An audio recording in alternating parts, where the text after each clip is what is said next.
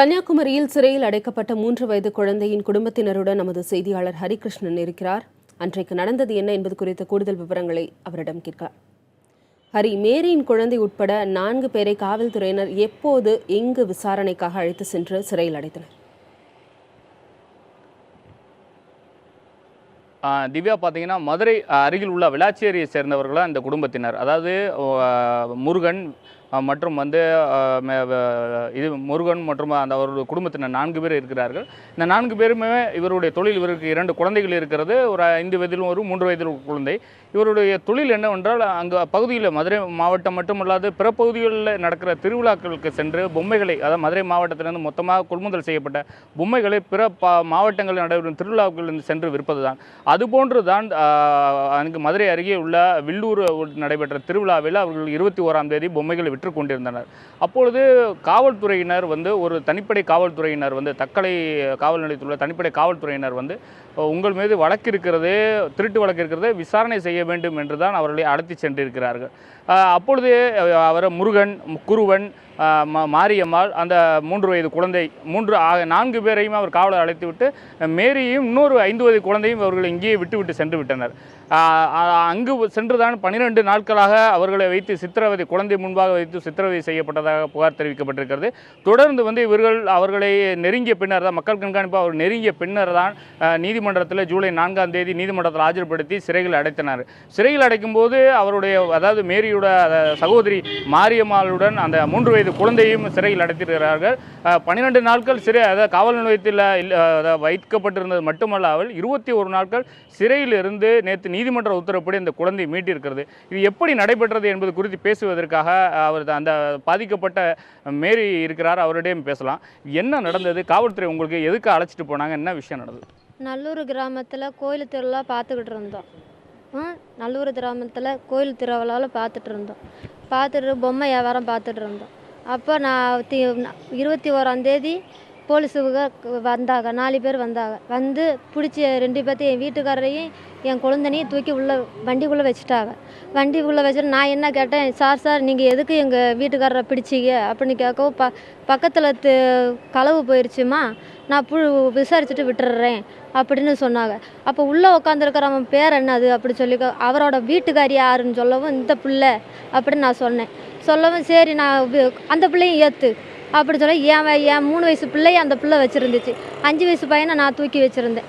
அப்போ அந்த பிள்ளையும் அப்படியே ஏற்றிட்டு கொண்டு போயிட்டு இன்னைக்கு தான் என் குழந்தைய நான் பார்த்தேன்.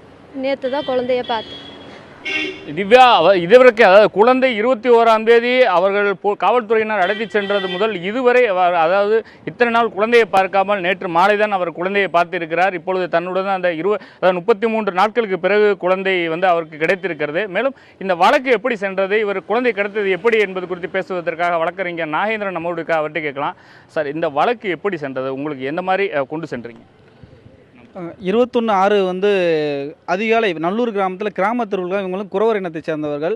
நல்லூர் கிராமத்தில் பொம்மை பலூன் இது விற்கிறதுக்காக அங்கே போய் போனவங்க அதிகாலை 1:30 மணிக்கு அரெஸ்ட் பண்ணியிருக்காங்க. அவங்க எங்களுக்கு மக்கள் கண்காணிப்பில் இவங்க சங்கத்தில் இருக்குன்னு காரணத்தினால எங்களுக்கு 2 மணி தொலைச்சோம்னா ஆன்லைன் மூலமாக நாங்கள் கம்ப்ளைண்ட் அனுப்பிச்சி விட்டுட்டு, மறுநாள் காலையில் நம்ம மதுரை எஸ்பி அவர்களிடம் மனு கொடுக்குறோம்.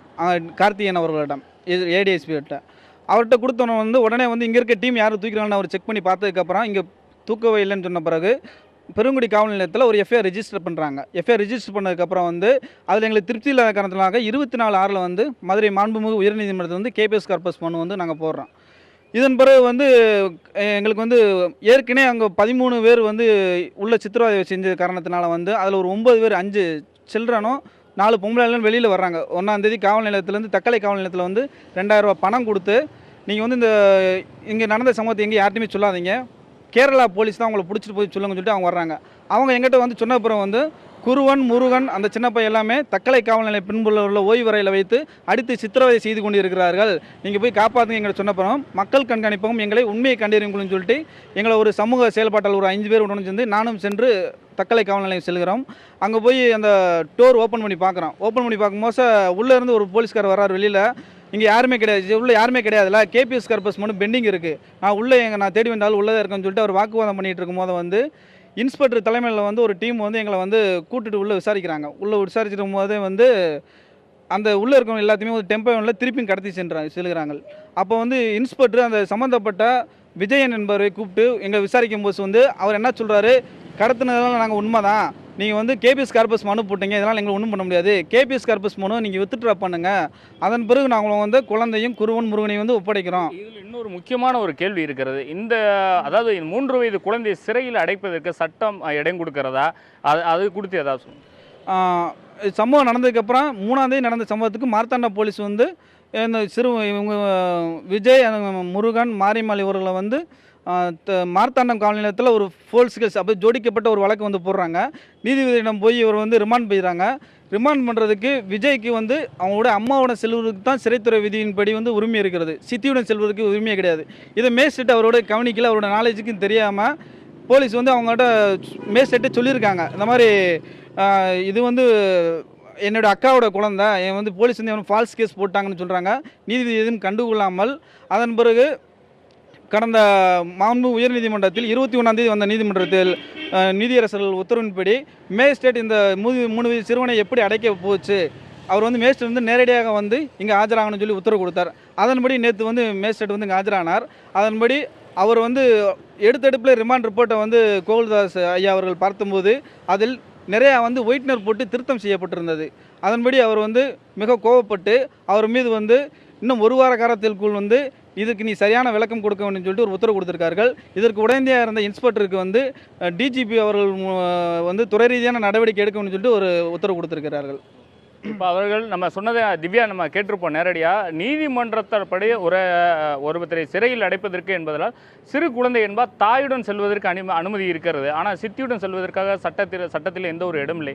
அப்படி இருந்துமே அவர்கள் மாரியம்மாள் தனது அக்காளுடைய குழந்தை தான் என்று நீதிமன்றத்தில் வாதிட்டுமே அதை நீதிமன்றம் ஏற்காமல் 21 நாள் சிறையில் அவங்க நீதிமன்ற காவலில் வைக்க உத்தரவிட்டு 21 நாள் சிறையிலிருந்து தலையிட்டு உயர்நீதிமன்றம் தலையிட்டதுக்கு பின்பாக நேற்று மாலை 6:30 மணிக்கு தான் அவர் மத்திய சிறையிலிருந்து அந்த குழந்தையை மீட்டு வந்திருக்கிறார்கள். இது போன்ற ஒரு சூழல் தான் தற்போது நிலவி இருக்கிறது.